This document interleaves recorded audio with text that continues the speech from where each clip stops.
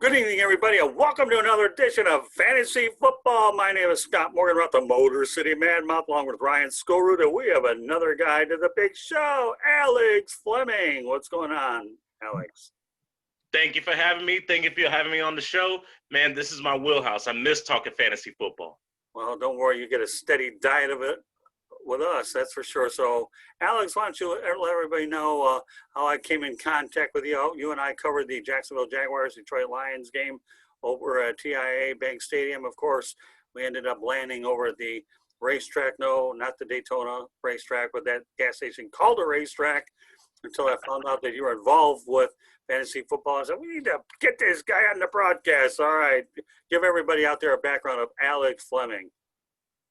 Alex Fleming, raised in an Air Force military background, came from Texas, brand new to Florida, only been here 13 years. I guess I'm now a citizen here. Got tired of waiting tables and waiting on people who didn't like me. Took a chance on myself, and it's paid off for years. Started a show called Fantasy and Flavors about 3 years ago. I write for the Florida Sun Review. Did a very brief stint with the Bucks Report. I don't do fanboy sites no more.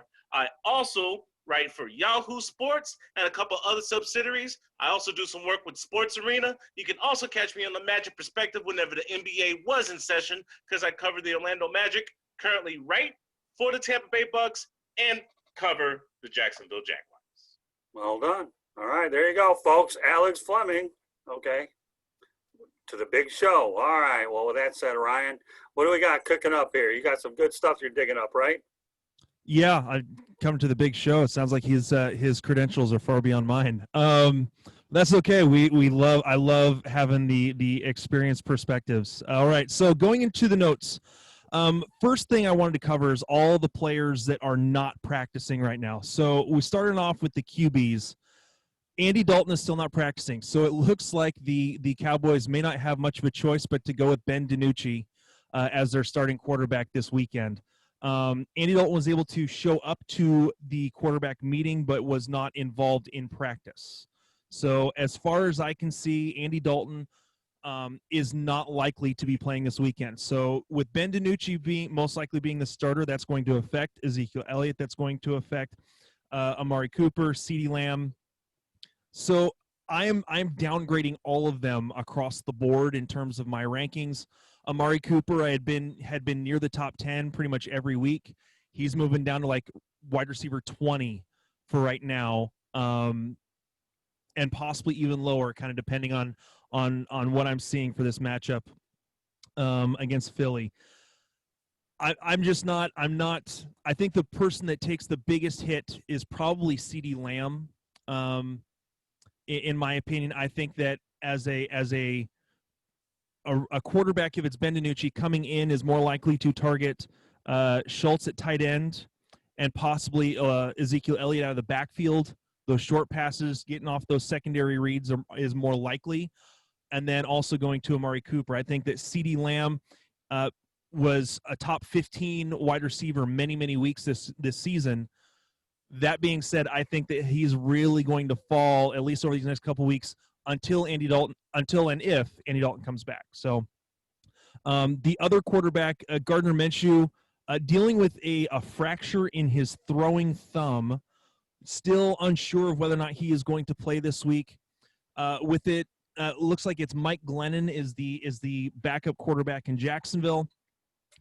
I have a little bit of trouble trusting anyone in the offense right now for Jacksonville other than James Robinson and his ability to run the ball extremely well. He's been very efficient this year, and his ability to catch the ball out of the backfield. Glennon has always been known for his big arm, but not necessarily his accuracy. And so we'll kind of see how that affects wide receivers. But if Minshew is not playing, I'm downgrading basically everyone except for James Robinson, because I think they'll try to depend a little bit more on the run game as far as that goes. So those are the two quarterbacks that I'm seeing so far that in terms of not practicing this week. Running back, we have a lot of the star power in the running backs just not going this week. Aaron Jones is still not practicing with that calf injury. I think it's likely that he may not play again this week. You've got Joe Mixon, who is still dealing with the foot injury and not playing. Christian McCaffrey has officially been announced that he is not coming off IR this week. They're most likely waiting till next week. I think he was pushing it to try to get him this week in week 8. A lot of the projections were for week 9 or week 10 with him coming off IR with the high ankle sprain. Mark Ingram is not practicing. This, for me, doesn't affect so much fantasy because of the fact that even though that Gus Edwards and J.K. Dobbins will get more playing time, they're going up against Pittsburgh, who is the number 1 or number 2 defense against running backs in fantasy football in terms of not giving up fantasy points. And overall, between the 3 of them, all have been about running back 30 to 36 on an average basis throughout the season. So they've been splitting up the carries so much, and Lamar Jackson runs the ball so much. It's really taken down some of the efficiency in terms of in terms of the running backs overall, in my opinion, for Baltimore. And the offense for Baltimore has not been as explosive this year as it was last year. So the other thing to look at is Chris Carson. It did not practice today. However, Carlos Hyde also did not practice, and Travis Homer did not practice for Seattle, which right now means that the only healthy running back actually practicing is DJ Dallas. So for me, the notes came out earlier today that Carson is a game time decision. Already, they've just marked him as a game time decision for Sunday. I don't know what this means necessarily for Carlos Hyde. I think that Carlos Hyde is likely to play. It could be that because of his veteran status, that they're just making sure to give him the rest time, knowing that if Carson can't go, he's going to be the guy. Travis Homer, I could see them, if he is injured enough, not having him go and having DJ Dallas step in. Overall, Dallas did an okay job this last week stepping in when he needed to, when Travis Homer needed a break after Carson went out early in the game against Arizona. I think the one thing to worry about with DJ Dallas is his run blocking on third downs. So overall, you're looking at most likely another week of Jamal Williams, Gio Bernard. Obviously, with Christian McCaffrey out, Mike Davis has been absolutely blowing up fantasy in terms of his production. And then, again, with the rest of these, we're still a little unsure about what all is going on in terms of Chris Carson and everything with the Seahawks. And then I'm still not quite as high on the running backs for Baltimore this week, mainly because of the matchup. So you gave me a lot to digest there, sir. You gave me a lot. Let's start with Dallas. Ben DiNucci, James Madison. Haven't really heard much about him, but then again, this is the third string quarterback. I wouldn't really expect much, and it's a division rival in Philadelphia. Let's take a little trip back to memory lane last year, where the Philadelphia Eagles had janitors and concession stand workers going against Dallas for the division crown. And somehow, some way, Philadelphia pulled it out. Now, the only bigger rivalry than Philadelphia-Dallas is Washington-Dallas. So why, for some reason, do I feel that Ezekiel Elliott and CeeDee Lamb are going to have fantasy value this week? Ezekiel's obvious. You're going to need to run the football because you got a third-string quarterback handing the ball off with that Philadelphia defense that actually is legit. The front seven is nice. The secondary, suspect other than Darius Slay. So Zeke's obvious. CeeDee Lamb, guys, is it just me or is he the best wide receiver in that core? Michael Gallup is dropping touchdown passes, and Amari Cooper is overpaid. CeeDee Lamb is on that rookie contract coming out of OU, and the man from Richardson, Texas, is looking like a legit number one. So you know what? I'm cautious with CeeDee Lamb, but I don't think I bench him this week. He's a flex. He doesn't get my wide receiver spots, but he's a flex. And I would he's agree with that. Flex at that. Cincinnati's playing Tennessee. Tennessee's been pretty good about shutting down the run until they ran into the Pittsburgh Steelers because Connor had an amazing game. Take away Connor's game, Tennessee's not having it. Joe Mixon is what makes that offense run. is basically Joe Burrow's security blanket because he's starting to build rapport with T. Higgins. He's lost all faith in A.J. Green, and Tyler Boyd is up or down. Giovanni Bernard, I would definitely take a flyer on, especially in this year of COVID where everybody needs a running back. And Gio's been waiting to get touches. You know, Mixon has been that feed me back. I think he's actually happy, quote unquote, that Mixon isn't playing so that way Gio can actually get this big contract next year whenever he decides to leave Cincinnati, kind of like how Carlos Dunlap did. Speaking of Carlos Dunlap, who went to Seattle, I have faith that Carlos Hyde is going to play this week.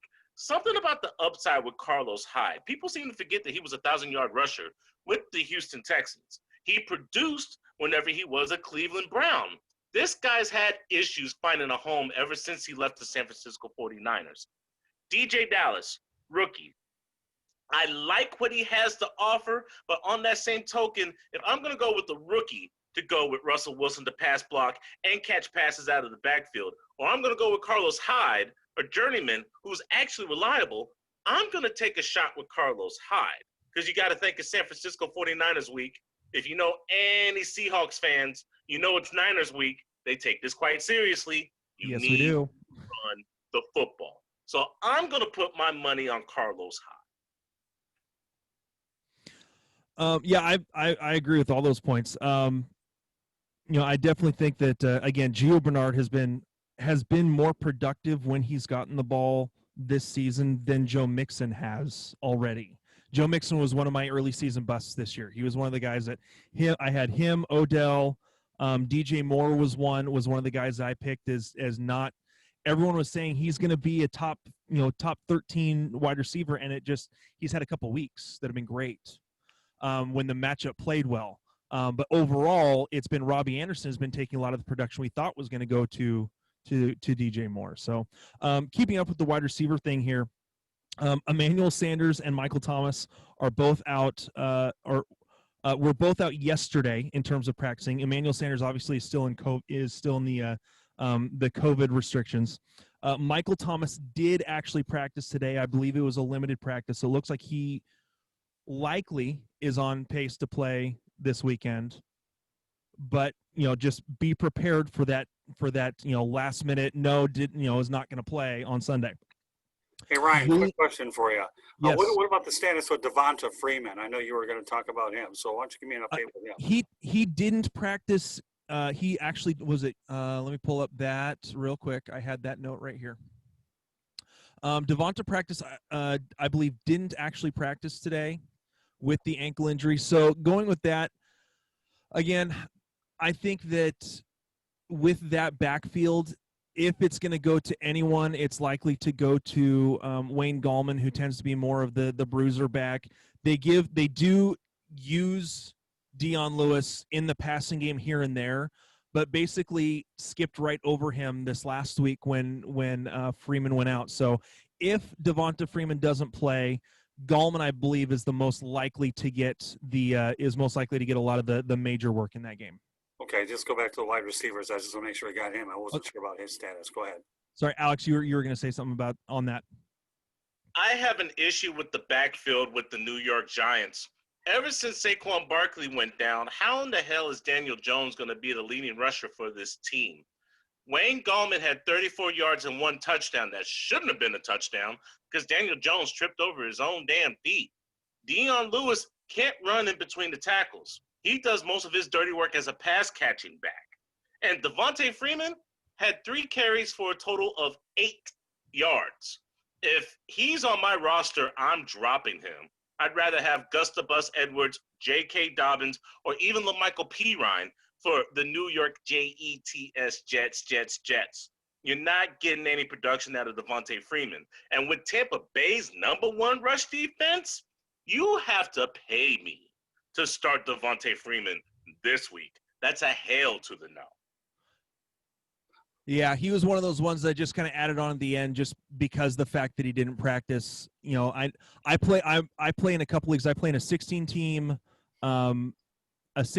super flex league and an 18-team PPR league that news actually does matter for a couple, But again, for most people that are playing in 10 to 12 team leagues, the Devonta Freeman is kind of it doesn't matter as much to most, but for those who have the deep, deep leagues and you have no choice with injuries and COVID to start someone like Wayne Gallman, which I have in one of those leagues, had to start Wayne Gallman.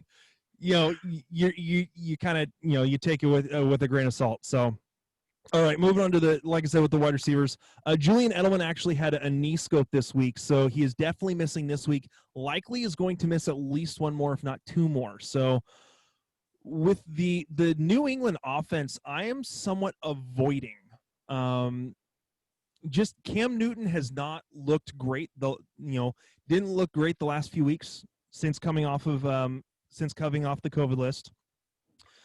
They have struggled to get much of a run game going. There has not been any chemistry really at all in the pass game.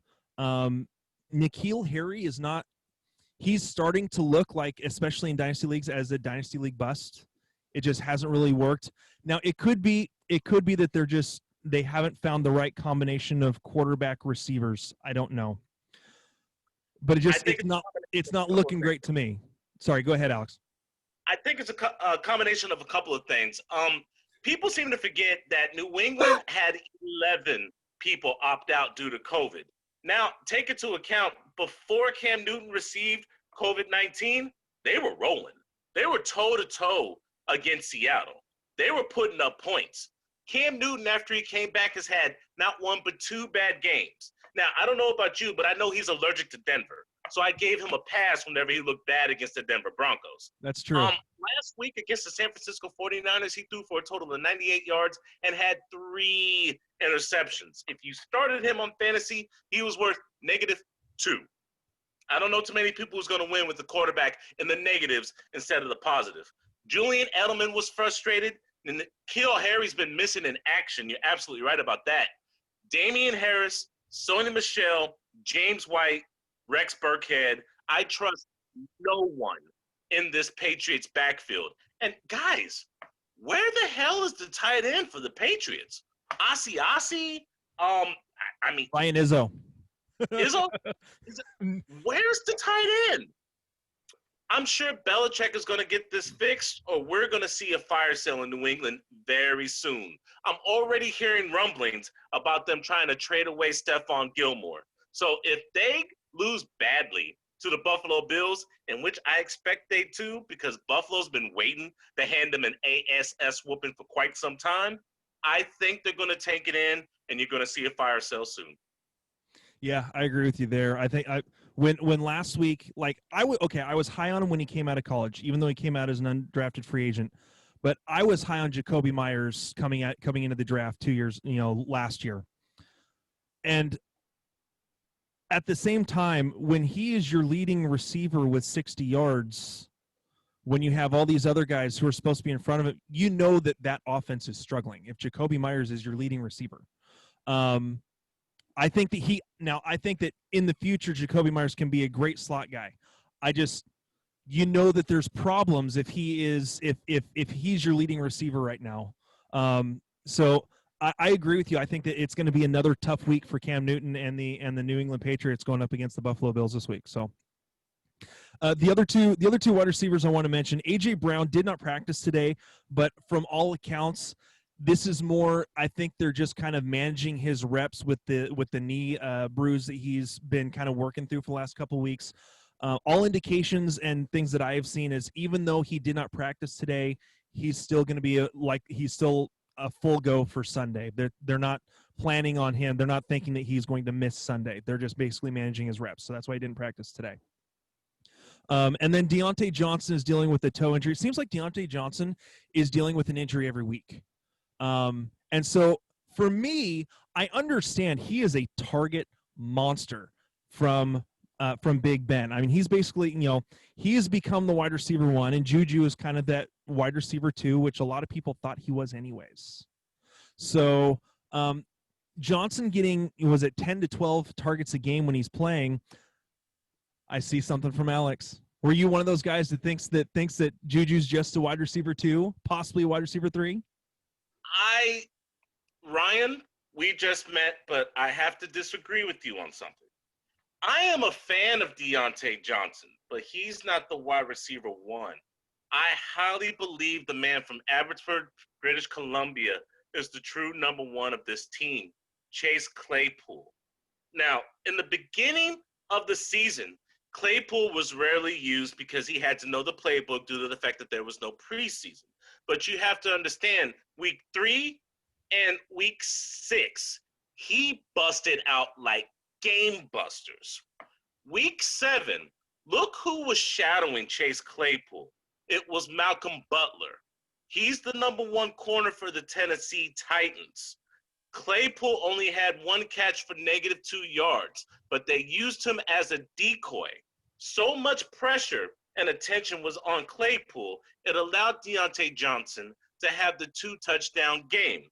Now, with the full complement of wide receivers between Claypool, Johnson, Juju, and Washington, I believe Baltimore is going to have issues covering the passing game because they only have 2 shutdown corners in Humphreys or Peters. This is going to be a matchup nightmare. And the second someone neglects Claypool, look for Big Ben to target him. I believe Claypool's the number one out of this crew. Okay. Okay. We'll agree to disagree on that one. I think that, no, I don't get me wrong. I'm absolutely high on Chase Claypool's talent. And for me, I think that he is a guy that's going to get a lot of targets, but I think some of that's going to also depend on who's covering. I think it's going to depend a little bit on who's covering Deontay Johnson. And I think it could go back in. You know, I didn't see as much of the Tennessee game as I would have liked. I didn't realize that Butler was actually shadowing Claypool. So that changes things. It changes things a little bit for me. At the same time, I'm not as big of a believer in Butler overall, in Butler as a corner, as a pure cover corner. I think it's honestly between Deontay Johnson and Chase Claypool, it's going to go a bit back and forth. But I believe in the chemistry that Big Ben already has with Johnson. I believe he is the more likely guy to get the steady targets, steady overall targets than Chase Claypool. I think that Chase Claypool is probably going to be more efficient with his targets. But I think that in terms of just the amount of targets overall, if they're both in there, I think Deontay Johnson is likely to get more targets than Claypool. I agree with that. I think Deontay Johnson's biggest issue has been health. Correct. And that's why I said in the beginning, he's, every week he's got something going. So if he doesn't play, yes, I'm throwing Claypool in every single lineup if I can. But if he is playing, I'm probably going to lean towards Johnson over Claypool because of the target share. I can agree with that completely. Start your wide receivers for the Pittsburgh Steelers. Pittsburgh, Baltimore, not for the faint of heart. I have no idea why this is not a Sunday night matchup. How Philadelphia, Dallas kept that game, I don't know. With that being said, I believe Pittsburgh is going to win this game. Baltimore is coming off a bye. They're going to be nice and young and rich and full of energy. Here's the issue. Everybody knows Baltimore is going to run the ball. Mark Ingram, questionable, probably will not play. They have to turn to Gustavus Edwards and J.K. Dobbins. I love J.K. Dobbins out of Ohio State, but I don't think he's ready for this smoke. And everybody knows Mark Andrews is a security blanket for Lamar Jackson. Pittsburgh defense, number 2 overall. That's stopping the run, that's stopping the pass. Minka Fitzpatrick and the boys are going to be so serious. Bush going down is going to hurt, but Dupree has stepped up, and that man, T.J. Watt, is going to be having his eyes on El Freaky.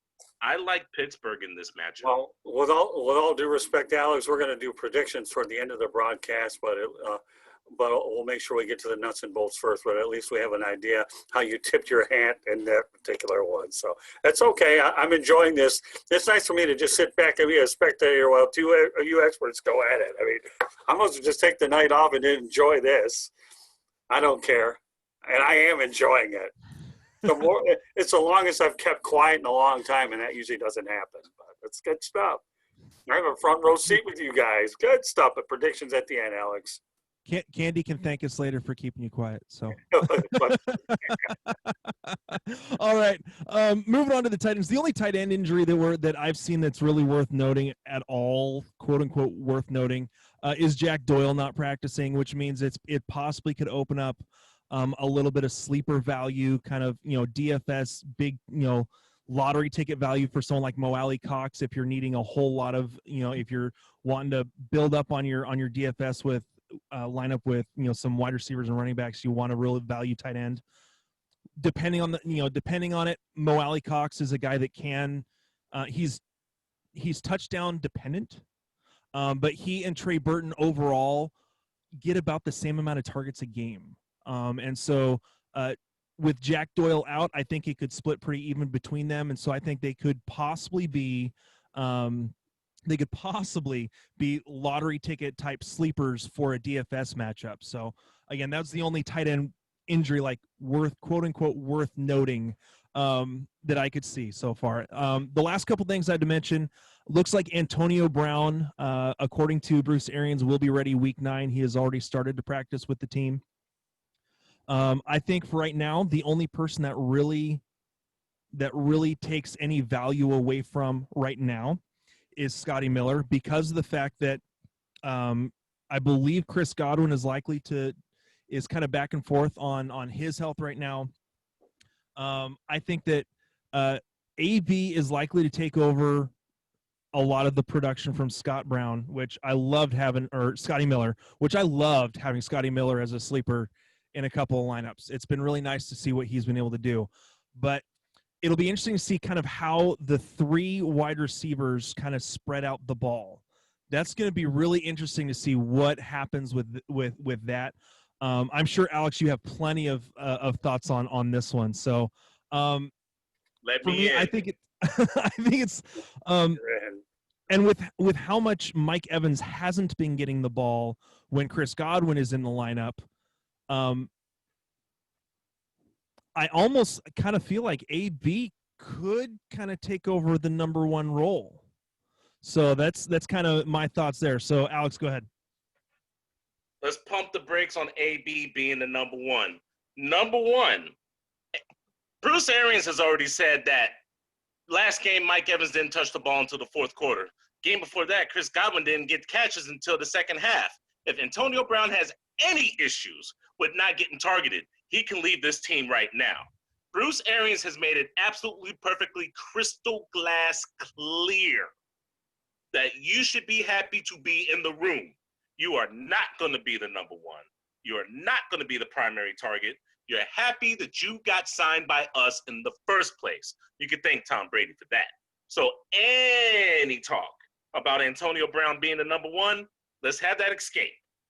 Number 2, Chris Godwin is not going to play this Monday against the Giants. They probably don't need him against the Giants, to speak completely. The Tampa Bay Bucks have too many weapons. The Giants can't stop the run.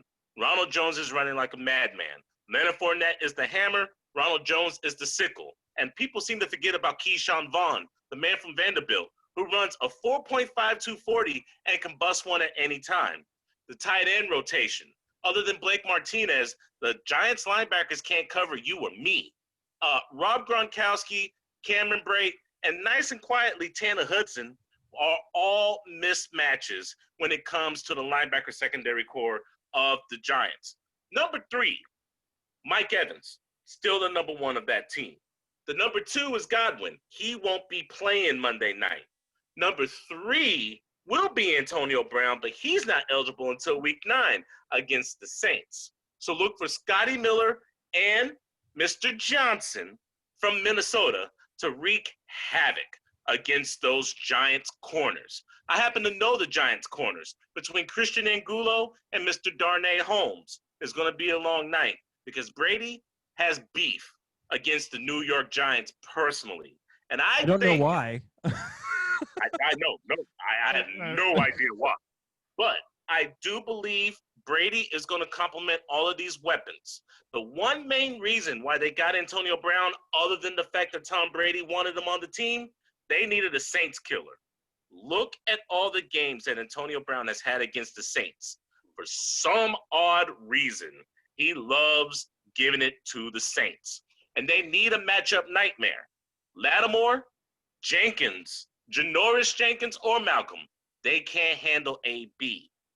AB's role is going to be to stretch the field and to take away a number 1 or number 2 corner. But don't get it twisted. Mike Evans' production is going to go down. His touchdowns are going to go up. He's getting double teamed every game. All right.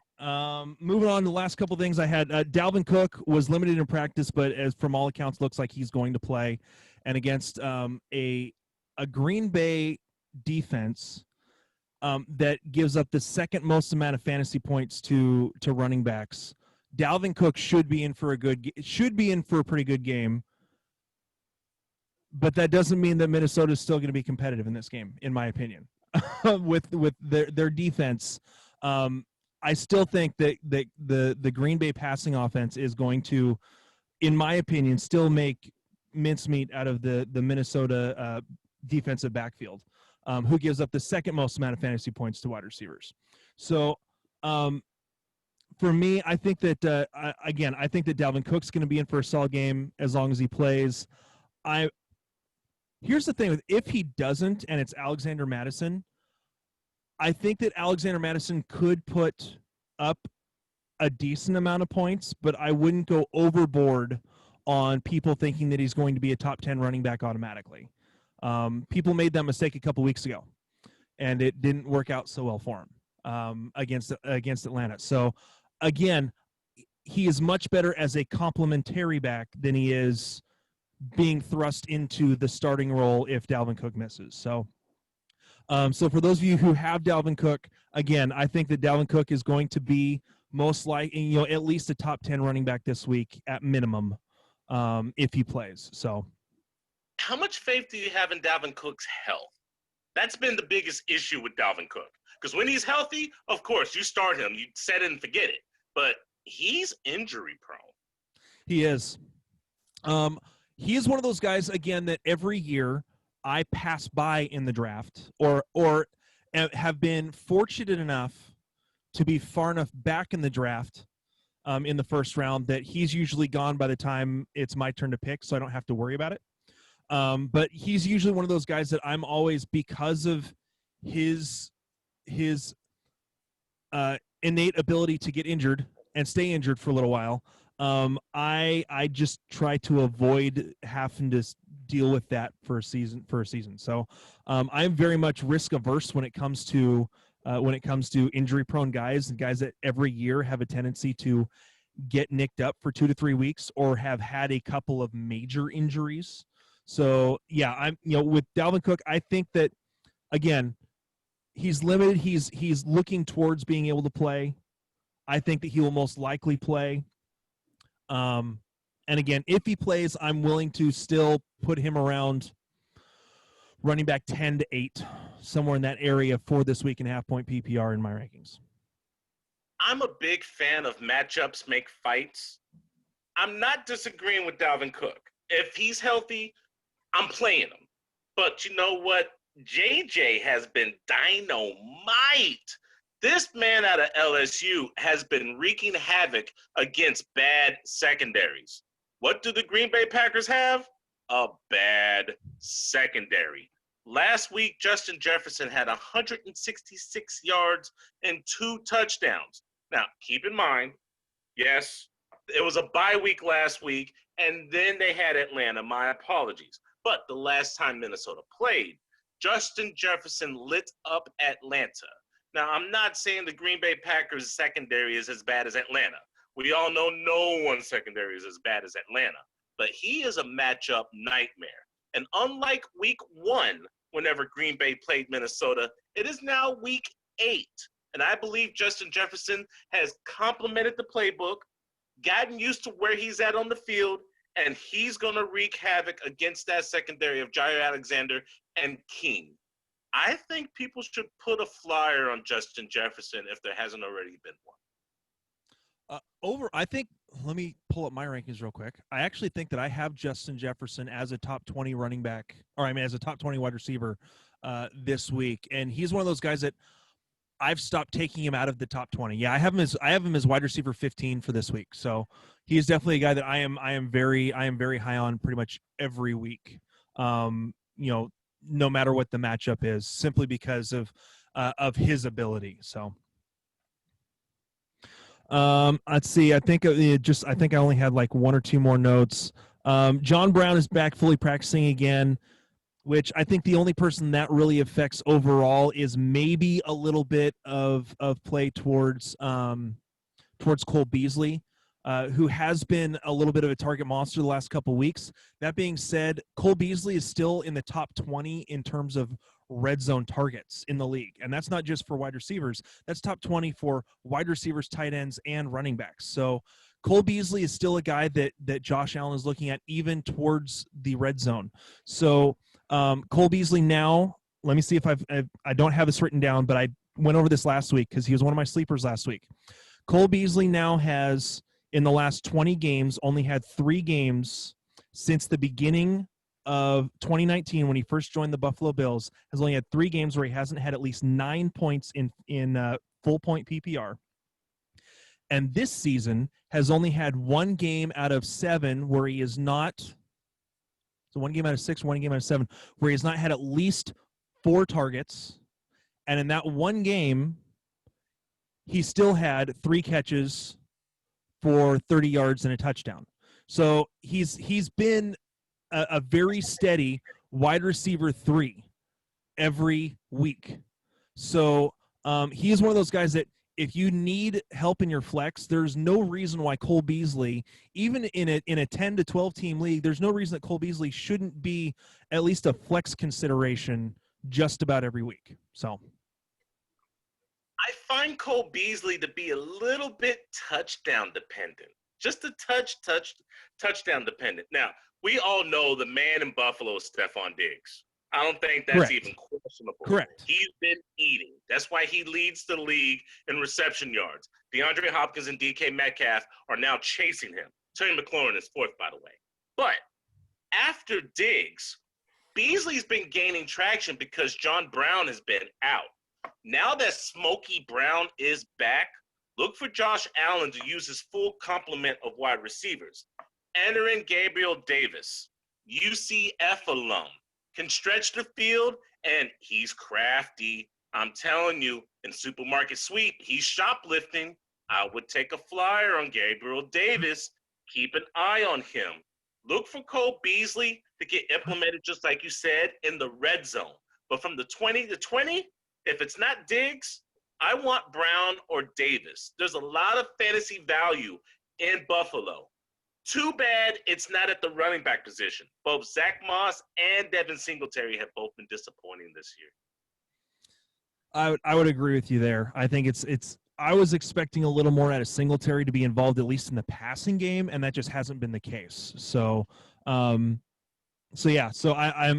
in full agreement with you there. The only other thing that I had left on my notes was the Mo Alley Cox is back at practice, and again, that was more kind of, I referenced that earlier in terms of him possibly being like a value tight end to use in DFS lineups if you're looking to really overload on quarterbacks, wide receivers, and quarterbacks, wide receivers, and running backs, and wanted a real value tight end. I think that he is, like, again, one of those lottery ticket kind of guys that's, again, touchdown dependent, but could provide a good value if, again, depending on how you set up your lineup and you want to load up in other positions. So I said on here I was going to cover a couple of sleepers, but we've kind of already, we've gone pretty well in depth on a lot of the rosters. The real quote unquote sleepers I wanted to cover this week, and really not much of a sleeper in my opinion at this point, though in terms of fantasy pros and their expert consensus, I think enough guys just haven't really adjusted their lineup, their rankings yet for the weekend. Derek Carr. I am right now higher on him than most of the expert consensus. I think I have him as a quarterback 10, going up against the Cleveland defense. That, their defense is practically non-existent as well. Looking up just in terms of fantasy points given up per game, they give up the 3rd most to wide receivers, the 7th most to quarterbacks, and to go along with Derek Carr, who has been very efficient as of late, Nelson Aguilar, who over the last few weeks has turned into the number one wide receiver for the Raiders. Now, a lot of that has been because of injury. And so I think that Ruggs could still put up. Is Ruggs even? I haven't seen an injury report on Ruggs if he's actually officially back this week. Ruggs is good. Is he good? Ruggs So good. Ruggs got shut down against that Tampa Bay D last week. They had a Correct. safety over top, and they put Carlton Davis on him. So yeah, he was snug like a baby in a blanket. And that's one of the things I think that Aguilar is getting open because of the attention given to Ruggs. And I think that could again continue this week against Cleveland. So Nelson Aguilar is definitely a guy that most of the experts on Fantasy Pros have him around wide receiver 40. I don't see why he shouldn't be in at least the top 30. Just again, because of how bad this defense is and with what they're doing in the pass game, I still think that he is a guy that should be, again, at least flex considered for your lineups this week. Here's what I find funny about the Las Vegas Raiders. They got shut down in the fourth quarter against the Tampa Bay Bucks. Bucks scored 21 points, 3 touchdowns, if you will, in the fourth quarter. Other than that, it was pretty close. Cleveland's secondary is the issue because that front seven is legit. You can't run much against the Cleveland Browns front because Myles Garrett is playing out of his mind. Once you get past that front seven, that secondary can be had. Denzel Ward's been beat quite a few times, and there's a lot of people on that defense that you probably can't name their names. But I want to switch it up. Let's not talk about the Cleveland defense. Let's talk about the new addition on the Cleveland offense. Now, everybody thinks they're going to regress on offense because they're missing OBJ due to the fact that he's out for the season. Wrong. I believe Baker Mayfield is actually going to have a better season not having OBJ. Rashad Higgins, paging Rashad Higgins. I believe Rashad Higgins is going to be fantasy relevant and going to become a superstar, being the number 2 to Jarvis Landry. Oh, and don't sleep on Harrison Bryant. Now that they don't have to go with the double wide receiver set with OBJ and Jarvis Landry, look for them to have power packages with Kareem Hunt, double tight end sets with Njoku and Harrison Bryant, and Landry and Mr. Higgins pulling in work. I think this is an addition by subtraction. I've heard that all week too. So I realize Odell Beckham Jr.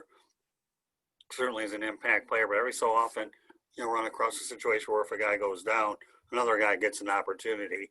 And this seems to be one of those situations where indeed, Alex, what you're saying is totally on target. Yeah, Odell, I'm trying to find out. I'm trying to look to see what his actual, what his targets per game were. Oh, I've got it right here, right there. He was averaging 6.1. Well, he's now at 6.1 targets per game. But he was 10, 6, 6, 8, 9, and then 2 weeks in a row, 3, and then he gets injured in week 7. Really, again, I agree with you because it looked like Baker was forcing the ball to Odell when he didn't need to.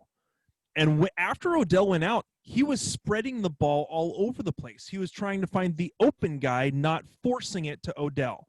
And so I am very much in agreement with you that I think that, again, addition by subtraction, and I think it's going to get even better for Baker, which in the beginning of the season, Baker was doing really well when he had both Chubb and Kareem Hunt. So when Chubb can come back and they get back to both of those running backs, making the run game that much better, I think that that's going to take even more pressure off of Baker Mayfield and allow him to spread the ball to whoever he wants. Yeah, well, they always say in the NFL, next man up, and indeed, that's what you've got here. I've been covering enough NFL games through the years. Alex doesn't realize the first guy I ever worked with was a guy by the name of Don Shula. Ever heard of him? I've heard of Don. Yeah, I figured you probably did. And, of course, when I was in my heyday with the Lions, I had a guy by the name of Wayne Fonts. Ever heard of him? Oh, Wayne was a blast to deal with. Hey, come on, man. I have some Tampa blood in me. This thing called the University of South Florida. I'm a Bulls alumni. I'm wearing this FAU hat because I'm covering FAU against University of Texas San Antonio over the weekend. So, There you go. yeah, we'll be over at FAU Stadium for those of you that are interested. Here you go. Go Owls, beat the Roadrunners if there's a game, if COVID-19 doesn't get in the way. Of course, nowadays we never know what's going to happen. Another day for another story. On an earlier broadcast today, I ripped Nebraska up because they're whining about not playing a non-conference game because their game against Wisconsin got canceled. Why am I saying this? Because number one, folks, yes, I'm on the broadcast, but I'm watching these two heavyweights go out there and talk fantasy, so I'll slip a little bit here and there. But I have some Tampa blood, proud University of South Florida graduate. Go ahead, guys, pick it up. Just thought I'd get that out there. No, and that was pretty much it for my notes for tonight. So. All right, so what we're going to do now is this portion of the program, since Alex is the new kid on the block, okay, is we get to make some predictions, okay, and I even added one. But I love it, the fact that Alex is proactive, okay, so he's going to get used to the groove here. We're breaking him in the right way. Ryan, what do you think of our newest edition? I'm loving this. I like someone who doesn't agree with me. Yeah, I appreciate someone who doesn't always agree with me. It makes me that much better, and it makes me actually think about what I'm saying. So I appreciate the fact that he is here. I don't bring on stiffs on this network, please. Every now and then, maybe some guy may or may not work out, but that's far and few between. I bring on thoroughbreds, man. You guys are thoroughbreds. You know, I do enough of these broadcasts a week. At least the one thing I can guarantee when I'm on with Ryan and Alex, I won't lose my voice or get laryngitis with you two guys going at it. So, with that said, I've got 7 games we're going to talk about, make predictions. And now, Alex, you can give it all you got, and as they always say, and go ahead and break it down any way you want. All right, we're going to start off with a heavyweight fight between the Pittsburgh Steelers 6-0 against the Baltimore Ravens 5-1. I'll let you guys, whoever leads off this time, the other one leads, and then when you guys are done, I'll slip my prediction in. All right, who's leading off with this ball game? Go ahead, Alex. You already had strong opinions about this one. I'm a big fan of El Freaky. I love the Baltimore Ravens organization, and they are coming off a bye. Here's my issue. They don't have a deep threat, and he's not throwing the ball deep. Lamar Jackson is barely a top 12 quarterback, and that's only because of his passing and rushing production. Everybody knows Mark Andrews is going to get the ball. He does most of his dirty work in the red zone areas. In between the 20s, it's a little bit of an issue. Mark Ingram won't play. He's been missing in action. They should find him on a milk carton. And I love Mr. Ingram. Gus the Bus Edwards is not Mark Ingram. Do you trust J.K. Dobbins? I don't know. That Pittsburgh defense is legit. Between T.J. Watt, Bud Dupree, and Minkah Fitzpatrick, I see them having issues running the football and passing down the field. Bye be damned. Plus, what the hell is the Baltimore defense going to do whenever they have to stop Chase Claypool, Juju Smith-Schuster, Deontay Johnson, and James Washington? Don't sleep on the number 4. Oh, and by the way, Connor is coming to terminate that defensive line. Now, is Ngakoue going to be in shape to go with Calais to have Saxonville 2.0 in Baltimore? I'm not quite sure. But I know Big Ben came back to go to a Super Bowl. And they have never been undefeated since 1978. I like the Steelers. All right, you know what? Since we have this format, nobody has to give a score. Just give the outright pick who you're going to win, and we can leave the point spreads out of it. So, all right, you got the Steelers. All right, Ryan, what do you got? I think I've got the Steelers too. The overall, while the defense has still been solid for the Baltimore Ravens overall, the offense has just not been the explosive entity that it was last year. And so, like Alex was saying, especially with the tight end with Andrews.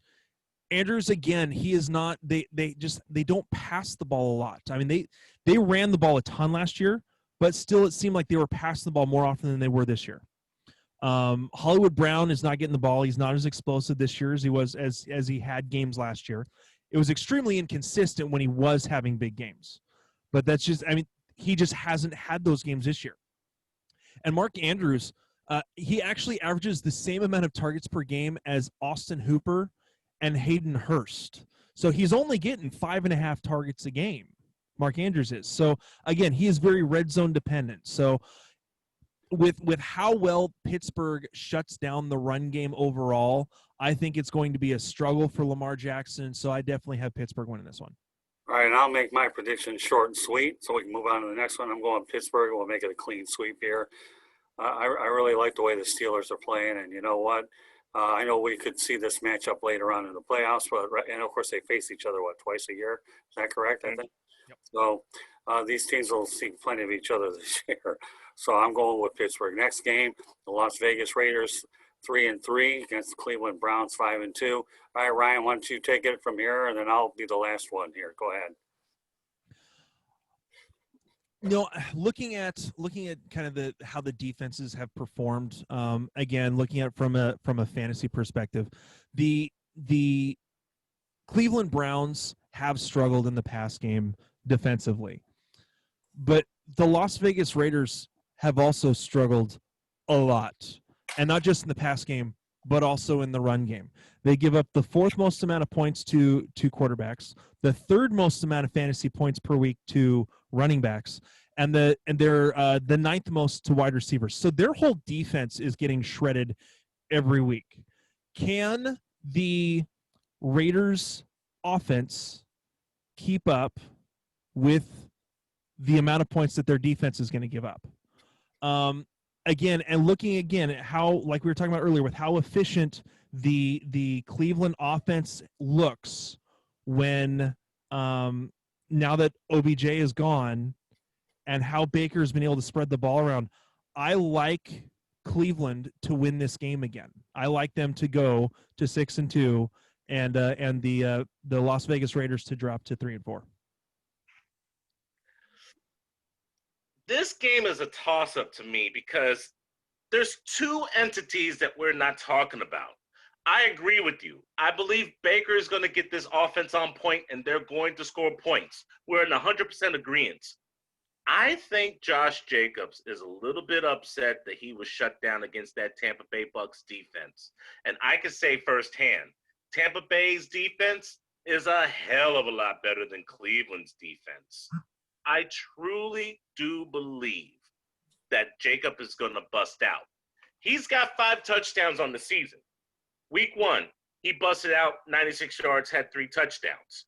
A couple of weeks ago, before the bye, he had 2 touchdowns. He's due. Jacobs has a big game, but I agree. Cleveland pulls out the victory. Well, I'll make it a clean sweep. I like the Browns, if for no other reason.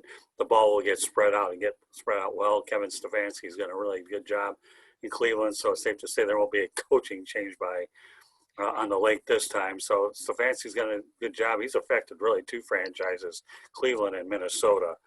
Now, we're not going to get into the Minnesota-Green Bay game. I'm just saying he's affected too. Minnesota could use him. Cleveland has him. They spread the ball out. Cleveland Browns are 6-2. We'll right down I-95 here. Okay, Alex, we've got the Los Angeles Rams 5-2 against the Miami Dolphins 3-3. Do you guys smell upset here with Tua Tagovailoa under center for the Dolphins? All right, go ahead. You lead off, Alex. We're going to rotate back and forth. Do people remember what Ryan Fitzpatrick and them boys did against the San Francisco 49ers when everybody thought San Francisco was going to railroad Miami? Wrong. Well, now we have Tua Tagovailoa starting his first ever NFL career start against Aaron Donald and the Los Angeles Rams. Now, I don't know how much faith you have with Brian Flores, but he would not be making an irrational move unless he had a plan. Right. And I believe Miami has a plan. Upset special. I got Miami. Go ahead, Ryan. I think that the offense for Miami has been able to move the ball around well enough with Ryan Fitzpatrick. They wouldn't be making this change if they didn't feel that it wasn't going to be advantageous to them. So the Rams defense has played really well against terrible offenses.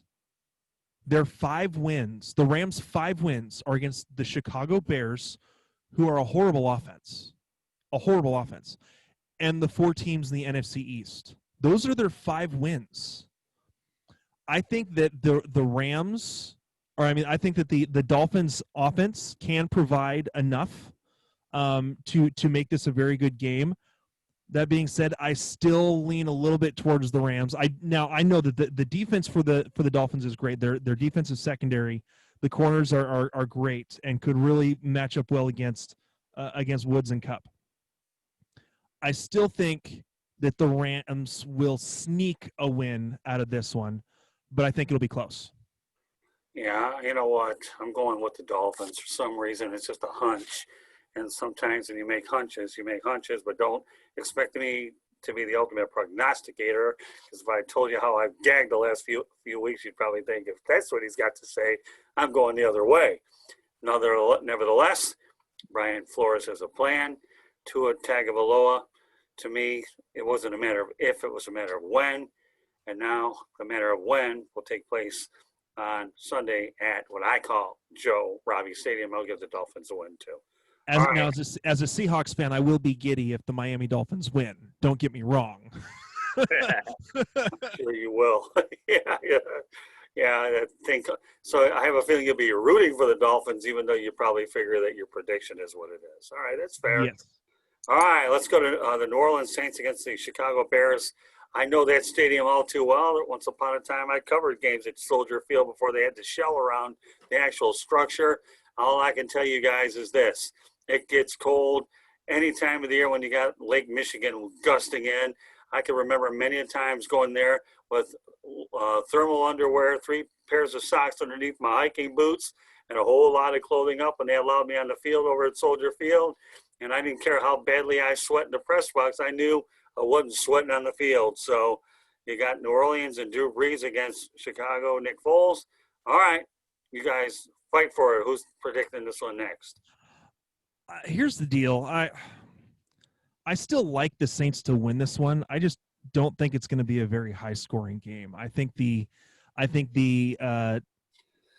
defenses both play well enough, and I think that Chicago can really disrupt New Orleans. Drew Brees struggles in outdoor games, especially in the cold. I think again, addition by subtraction, I think the thing that helps Drew Brees is the fact that he has Alvin Kamara to catch the ball out of the backfield. And not, again, he doesn't necessarily have to push the ball downfield. Again, this is going to be a close one. I think that the Saints can win it. I don't know. This is a toss-up for me. I don't think it's going to be a very high-scoring game overall. I'll go with the Bears. You know what? Now we got a Brett Favre out in the Pacific Northwest. I was waiting for him to waffle. Wait, Ryan, let me give you a little lesson here. There's a difference between an outdoor game, okay? Then there's a difference between an outdoor game and Soldier Field. Just remember that. And really, I think for me, I think it was the weather is the final thing yeah, for sure. For Drew Brees. Ryan's overall. I think that's probably going to be the thing that pushes it over. Again, I don't think it's going to be a very high scoring game. I think it's going to be competitive down to the wire, but I think the defense of the Bears can probably be enough to win this one. So Ryan Skolrud, just so you know, folks, okay, this is Halloween weekend, so his costume happens to be Brett Favre, and he's waffling. So Ryan Skolrud dressing up as Brett Favre, waffling, all I need to say. Go ahead there, Alex. Dia de los Martes. That's November 1st. They celebrate that in Chicago. I know because I'm a kid who was born and raised in Chicago. Here's what people aren't realizing. There won't be a Michael Thomas. There won't be an Emmanuel Sanders. Jared Cook is a 50-50 coin flip. And you're going to tell me after the way the Chicago Bears defense got ran on that they're going to let Alvin Kamara chew them up and spit them out? Hail to the no. Oh, and due to the fact that there's not going to be any wide receiver problems because Austin Carr and Juwan Johnson is going to be the starting wide receivers with Josh Hill, look for Fuller and Johnson from Utah to have some corner blitzes. By the way, who holding Mac? Who got Mac? Now, that offensive line of the New Orleans Saints is great against the NFC South.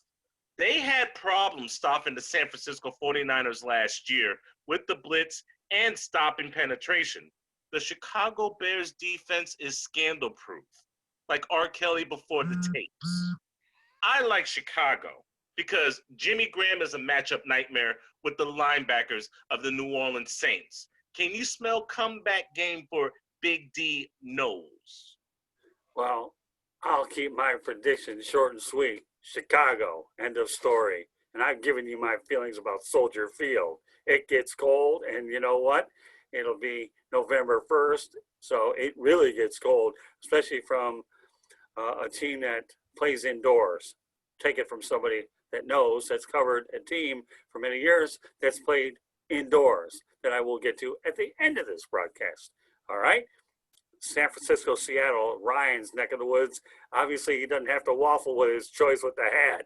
But all right, Alex, go ahead. You steal his thunder before Mr. Farver, disguised as Skolrud or whatever, gets involved. All right, go ahead, Alex.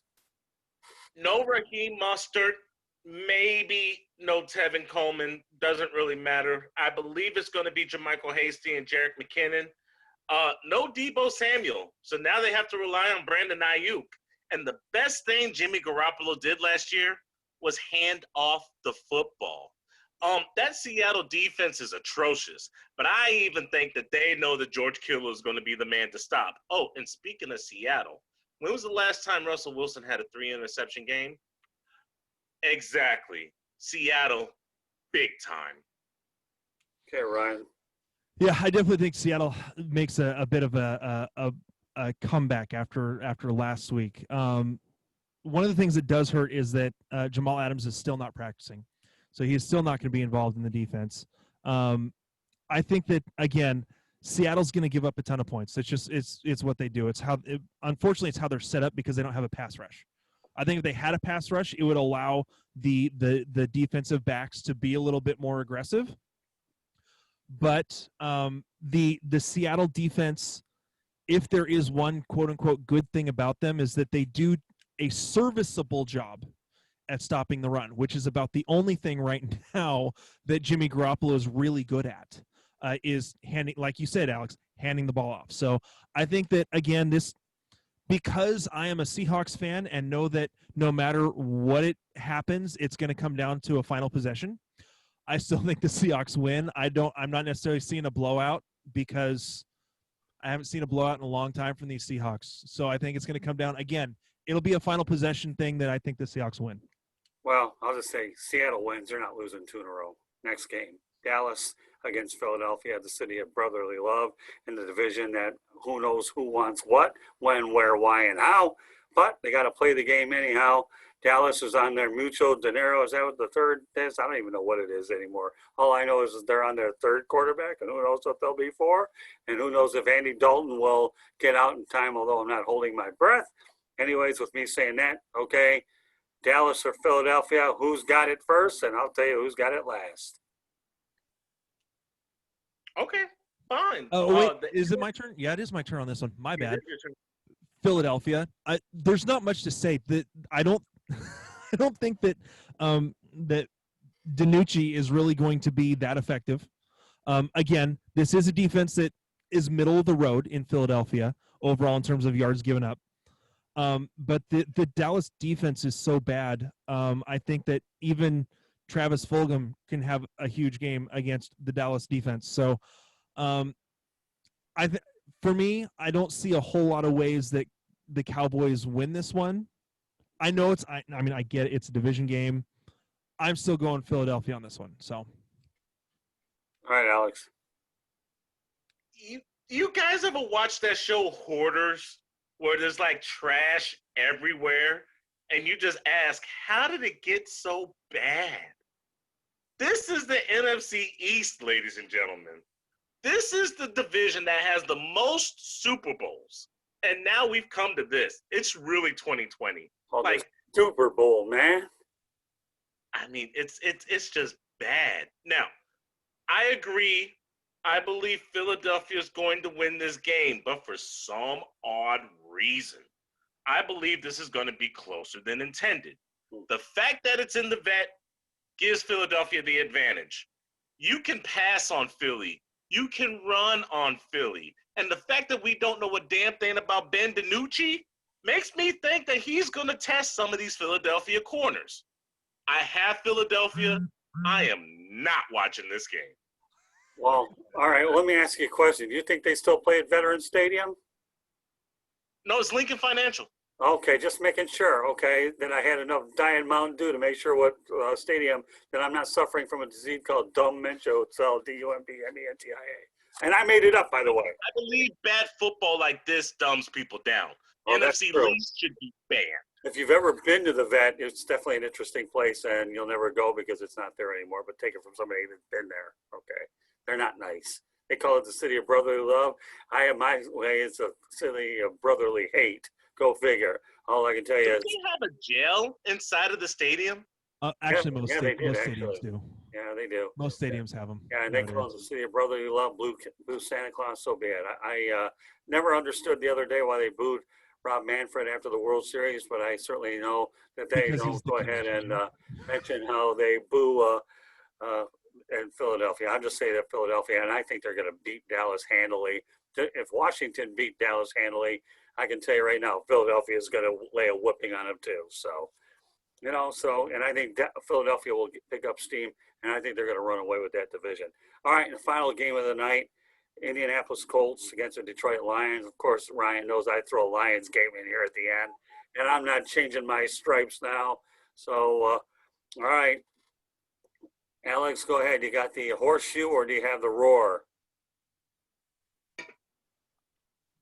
I like what Detroit is doing. I just don't like their coach. Matt Patricia, a.k.a. Chuck E. Cheese, has made a lot of questionable decisions.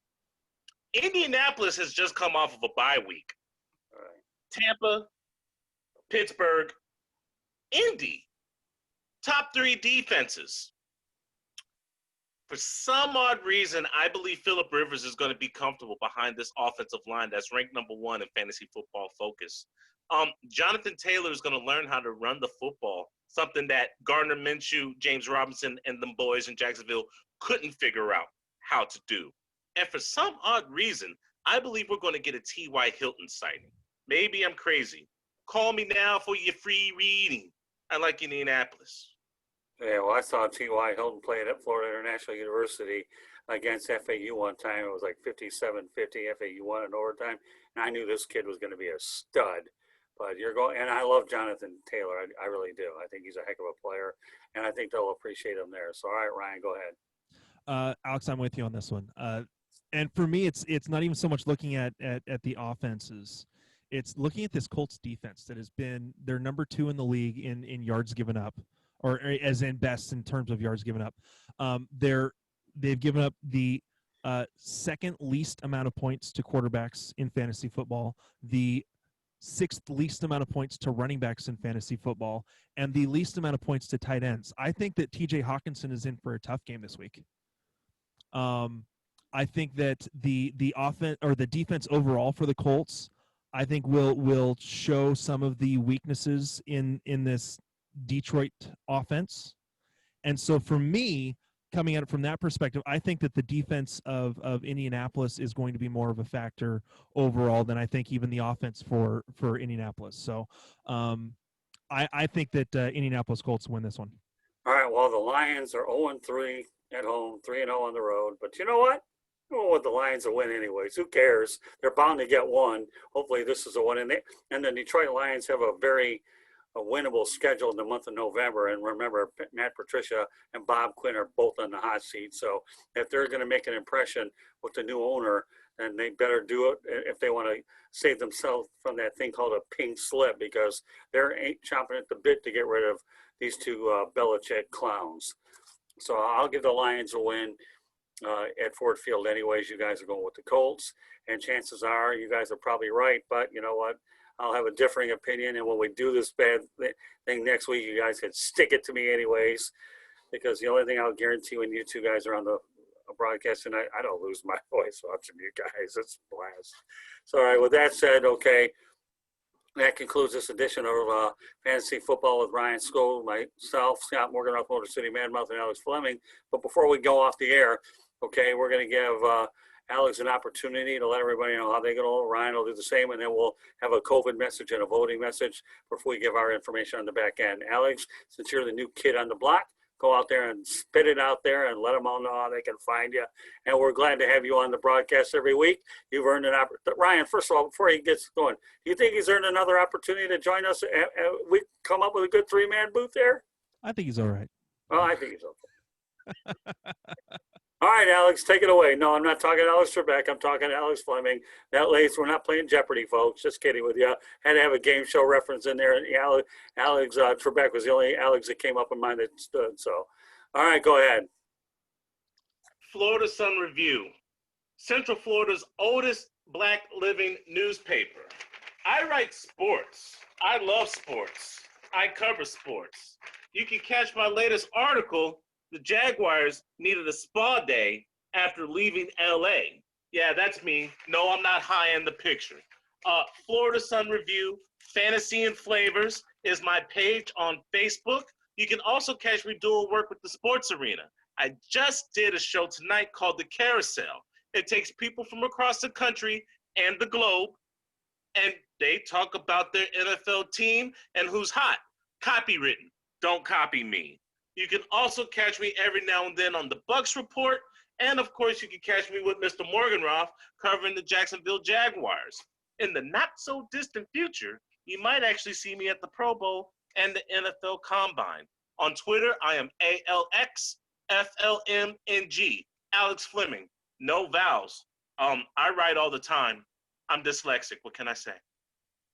No, I think you're pretty good. And I found this guy over at the racetrack gas station in Ormond Beach, even though he's in the same press box with me. Go figure. All right, Ryan, take it away. That's pretty good.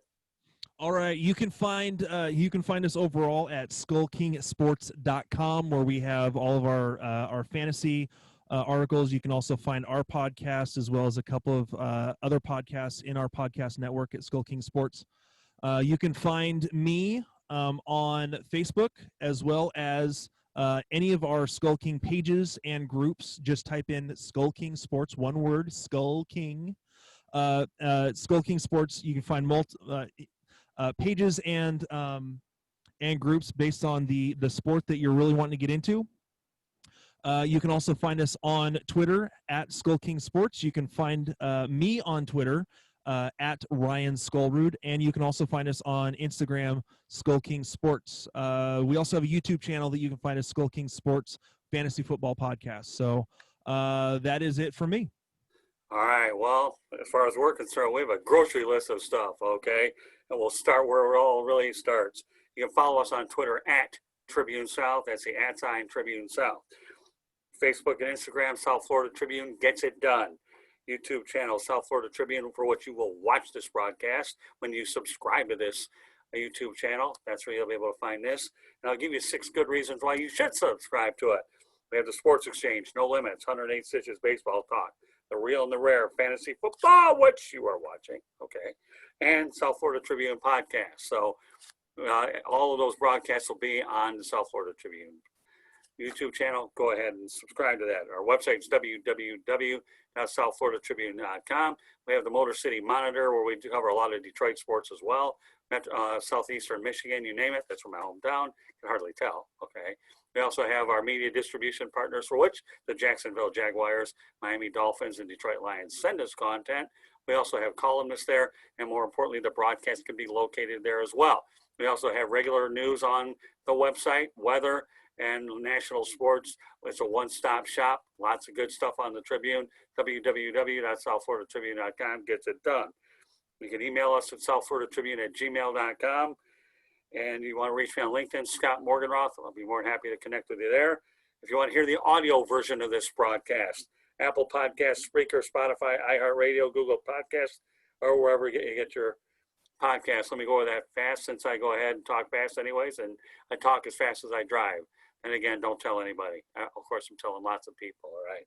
Apple Podcasts, Spreaker, Spotify, iHeartRadio, Google Podcasts, or wherever you get your podcasts. Guys, I got to tell you, it's been a lot of fun here. I look forward to seeing us build chemistry as we continue to work at this thing. But I have enjoyed this immensely. So it has been a privilege to have you guys on. But I believe that we can do better on every broadcast. I should point out before we get off the air, folks, okay. In fact, you know what, Alex, why don't you give everybody the COVID message, all right? I'm sure you have some words of wisdom for the COVID people, right? Wash your damn hands. What else? Oh, yes. 6 feet, back, give me 50 feet.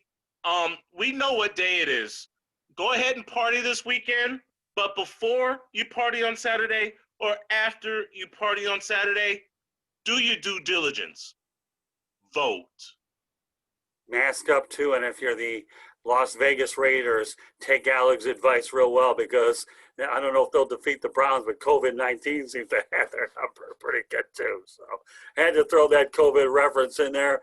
Now, I don't know if the Raiders will beat the Browns, but boy, they're struggling with COVID-19, and John Gruden and company have they've been guilty of being a part of those larger gatherings, and they haven't been masking up, which is what we do. So, and Ryan, I know you I should tell you that Candy and I went ahead and voted on Sunday after the 1 o'clock games, and we only have one person in front of us, and I know you were adamant about the voting thing when we spoke the last time. We got it done on Sunday, and it was a blast. We didn't have to wait in line. After the Lions got their victory, after the Packers got their victory, Candy and I went over there and got our spot, and we were voting within 10 minutes. The only thing I made a mistake on was there were 3 pieces of paper to vote on, and I did 2, and I had to be sent back to the booth to finish what I did. Other than that, I got it done. They got it all scanned in, and I did my done version of the voting process. So you guys have been an absolute blast here, and we look forward to doing it again. So on behalf of Alex Fleming, okay, the new kid on the block, okay, Ryan Skolrud, the young kid on the block, although we have a history together, along with the senior citizens group, me, the Motor City Man Mouth, probably the most amount of words I got in on this broadcast, but no problem. Good stuff. Don't mind referring to both of you guys all day long. So on behalf of my proud co-host, this is Scott Morgan, Roth, the Motor City Man Mouth. Thank you for joining us here on Fantasy Football. We look forward to doing better next week. Thank you very much, guys. Job well done.